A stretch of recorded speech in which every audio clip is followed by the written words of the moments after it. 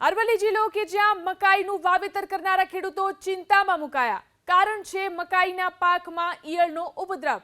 અરવલ્લી જિલ્લામાં 11,000 હેક્ટર જમીનમાં મકાઈનું વાવેતર કરાયું છે. વાવેતર બાદ પાક તૈયાર થવાના આરે છે. તેવામાં મકાઈના પાકમાં ઈયળનો ઉપદ્રવ વધતા મકાઈના પાકને નુકસાન થયું છે. ખેડૂતોએ 3 વખત દવાનો છંટકાવ કર્યો, પરંતુ ઈયળનો નાશ નથી થઈ રહ્યો. સતત બદલાતા વાતાવરણને કારણે ઈયળનો ઉપદ્રવ ફેલાયો હોવાનું મનાઈ રહ્યું છે. મોંઘા ભાવે બિયારણ લાવી સારા પાકની ખેડૂતોને આશા હતી, પરંતુ ઈયળને કારણે પાકનો ઉતારો ઓછો મળે તેવી સ્થિતિ સર્જાતા ખેડૂતો ચિંતાતુર છે. માગણી ખેડૂતોને તો માગણી કે પોષણક્ષમ ભાવો મળી રહે એ સૌથી મોટી માગણી હોય છે. પણ પોષણક્ષમ ભાવો જેમ તો મકાઈમાં ઉપલબ્ધ નથી થઈ શકતા, નથી ખરીદીઓ સમયસર થતી.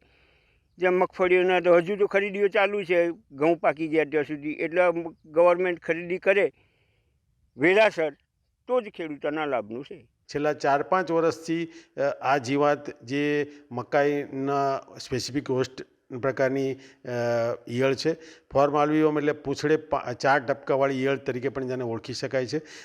આ ઈયળનો કંટ્રોલ કરવા માટે ક્વિનાલ ક્લોરોપાયરિફોસ 20 cc 20 ml દવાનો છંટકાવ તેમજ ઇબામેક્ટિન બેન્ઝોએટ 5% જે ભૂકી જે છે દવા, એનો ઉપયોગ કરી અને તમે એનો કંટ્રોલ અસરકારક રીતે કરી શકો છો.